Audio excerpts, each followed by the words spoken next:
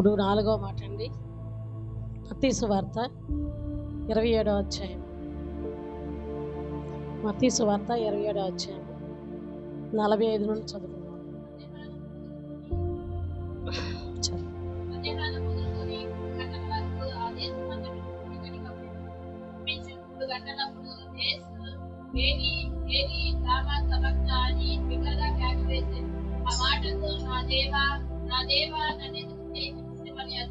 చాలా యేసు ప్రభువారు సిలువలో పలికిన 7 మాటలు ఆయన 2000 సంవత్సరాల పూర్వము మన మానవాళి పాపము కోసము ఆయన ఎంతగానో సిలువ మరణం పొందడానికి, మన దోషాలు ఆయన క్షమించడానికి, మనల్ని విమోచించడానికి, మనకు రక్షణ రావడానికి ఆయన కల్వరి సిలువలో 6 గంటలు కూడా ఆయన సిలువలో ఎంతగానో శ్రమను అనుభవించి వీధులలో నుండి తిప్పబడి కొరడ చేత కొట్టబడి ఆ గొల్గొతా కొండ మీద కల్వరి గిరి మీద ఆయన 2 బందిపోట్లు దొంగమంచి ఇక 4వ మాట పలికినారు.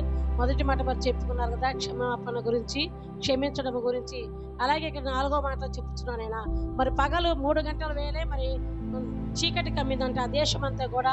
యేసు ప్రభు వారు ఈ లోకంలోనికి రాకముందు ఆయన తల్లి మరియ కన్యక గర్భంలో జన్మించినప్పుడు కూడా కొన్ని ఆకాశంలో జరిగినాయి. ఒక నక్షత్రము జ్ఞానులకు కనపడి ఆ నక్షత్రం ద్వారా బెత్లెహేము దేశానికి రావడానికి ఆకాశంలో ఒక చుక్క, ఒక నక్షత్రము ఉదయించింది.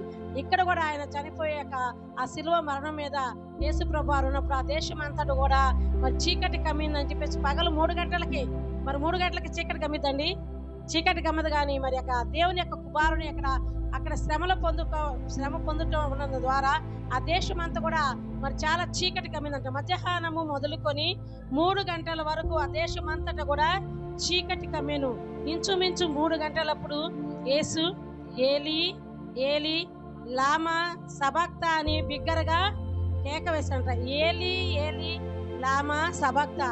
ఆ మాటకు నా దేవా నా దేవా నన్ను ఎందుకు చెయ్యి విడిచితివని అర్థం అంట. అది హెబ్రీ భాషలోను ఇంకా అనేకమైన భాషలో బైబిల్ గ్రంథం రాయబడి ఉంది. ఏలి ఏలి లామా సబక్తా అని. అదే మార్క్స్ వార్త అయితే ఎలోయి ఎలోయి లామా సబక్తా అని మార్క్స్ వార్త 15వ అధ్యాయంలో రాయబడి ఉంది. ఏలి ఏలి లామా సబక్తా అనగా నా దేవా నా దేవా నన్ను ఎందుకు నీవు చెయ్యి విడిచిపెట్టావని చెప్పేసి తండ్రి వారు యేసు ప్రభు వారు ఆ సిలువలో నిజంగా మన యొక్క దోషములు, మన పాపాలు మనం క్షమించడానికి ఆయన అప్పటి వరకు కూడా మన తండ్రి యొక్క కుమారుడైన యేసు పక్షంగా ఆయన తన కుమారుడి పక్షంగా ఆయన ఎంతగానో తోడైనాడంట. ఆ యోహాను సువార్త 3వ అధ్యాయంలో రాయబడింది కదా, నికోదేము వచ్చి నువ్వు పరలోకము నుండి దిగి వచ్చిన దేవుని కుమారుడు మరియు దేవుడు నీకు తోడై ఉంటేనే నువ్వు ఈ కార్యాలు చేస్తున్నావని నేను గుర్తించాను, నేను ఎరిగానని చెప్పేసి నికోదేము అలా చెప్తాడు. అయితే అప్పటి వరకు కూడా దేవుడు కుమారుడైన క్రీస్తులకు తోడుగా ఉన్నాడు. ఇప్పటి వరకు కూడా ఆయన చెయ్యి విడిచిపెట్టలేదు. చెయ్యి విడిచిపెట్టకుండానే ఆ దేవుని యొక్క ప్రణాళిక, దేవుని యొక్క చిత్తాన్ని జరిగించడానికి ఈ భూలోకంలో తల్లి గర్భంలో మరియ గర్భంలో యేసు తల్లి అయిన మరియ గర్భంలో ఆయన శిశువుగా ఉన్నప్పుడు కూడా ఇదిగో కన్యక గర్భవతి కుమారుని కను అతనికి ఇమ్మానుయేలు అనగా భాషాంతరమున దేవుడు అప్పటి వరకు ఆయన గర్భంలో పుట్టినది మొదలుకొని కూడా సిలువ మరణం ఎక్కే వరకు కూడా ఆయన ఇమ్మానుయేలుగా ఉండి దేవుడికి తోడై ఉన్నాడు. అనేకమైన కార్యములు జరిగించాడు, అనేక మందికి సూచక్రియలు జరిగించి అప్పటి వరకు కూడా ఆయన చెయ్యి విడవకుండా ఉన్నాడు.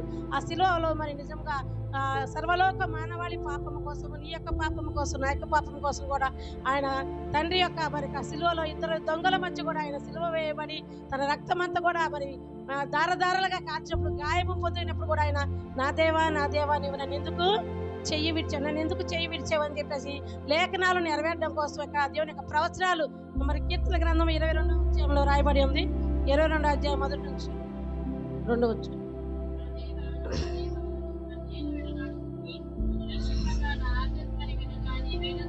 చాలమ్మా. నా దేవా నా దేవా నీవు నన్నేలా విడనాడేవయ్యా, నీ యొక్క చిత్తాన్ని బట్టే నన్ను ఈ లోకానికి పంపించావు, నువ్వు నన్ను ఎందుకు చెయ్యి విడిచావని చెప్పేసి పరలోకమందున తండ్రికి ఆయన ఎంతగా ఇక్కడ ఆర్తరాత్వంగా ఇక్కడ చెప్పుతున్నాడు. నా దేవా నా దేవా నీవు నన్ను ఎందుకు చెయ్యి విడిచావు. ఆయన ఎందుకు చెయ్యి విడిచాడంటే మన యొక్క పాపముల నుండి మనం విడిపించడానికి, మన యొక్క దాస్యముల నుండి మనం విడిపించి మనకి విమోచన రావడానికి, మన అపరాధముల నుండి మనం క్షమించి మనల్ని ఆయన రక్షించడానికి, ఆయన రాజ్యంలో ఆయన కుమారులుగా మనం చేర్చుకోవడానికి తండ్రి తన కుమారుని మరి ఎంతగానో ఆయన చేయి విడిచిన వాడుగా ఉన్నాడు.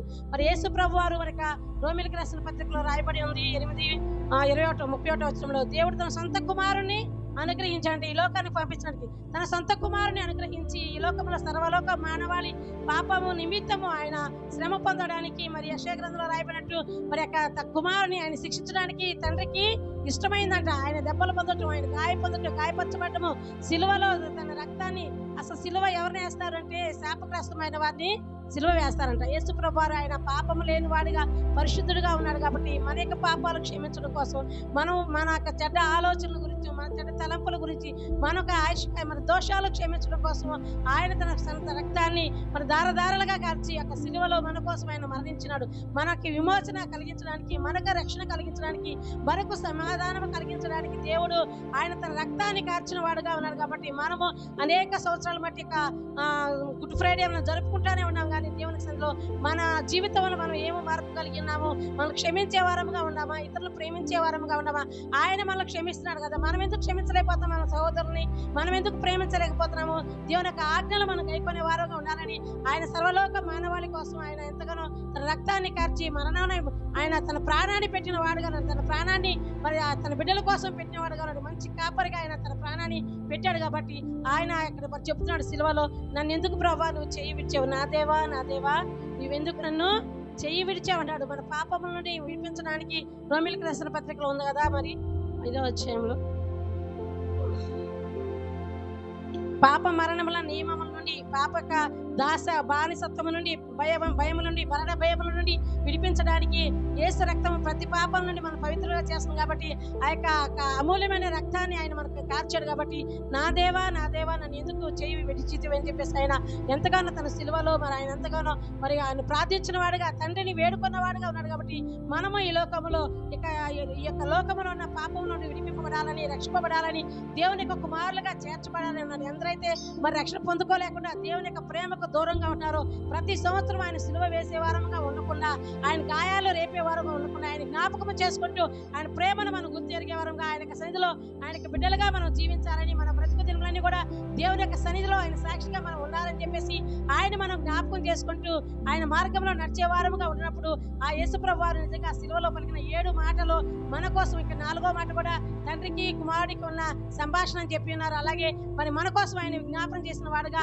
ఉన్నాడు. కాబట్టి మనము కూడా దేవుని సన్నిధిలో ఆయన ఆజ్ఞలు గైకొని ఆయన మార్గంలో నడిచే వారంగా, రక్షణ పొందుకునే వారంగా, దేవుని మార్గంలో మనకు మరణం వరకు కూడా దేవునికి నమ్మకమైన వారుగా ఆయన మార్గంలో జీవించే వారుగా ఉంటేనే మనం యొక్క నిత్య రాజ్యంలో వెళ్ళడానికి యేసు ప్రభువు వారు నిజంగా నా దేవా నన్ను ఎందుకు చేయి విడిచినావు అని చెప్పేసి చెప్పినట్టు ఆయన మనం చేయి విడిచిపెట్టే దేవుడు కాదు. కాబట్టి మనల్ని విడిపించి, మనల్ని విమోచించడానికి, మనల్ని రక్షించడానికి ఆయన యొక్క సిలువలో యొక్క మాటలను పలికినాడుగా ఉన్నాడు. మనము కూడా ఈ లోకంలో శాపం నుండి, పాపం నుండి విడిపింపబడి ఆయన యొక్క నిత్య రక్షణలోకి మనం సాగే వారముగా, రక్షణ పొందుకుని దేవుని యొక్క బిడ్డలుగా జీవించే వాళ్ళగా, మనం బ్రతుకులు మార్చుకుని, మనసు మార్చుకుని దేవుని యొక్క బిడ్డలుగా మనం జీవించేలాగా ఉండేలాగా మనం అందరం కూడా దేవుని సన్నిధిలో సాగిపోదాం. దేవుడికి చిన్న వాక్యం దీవించును గాక.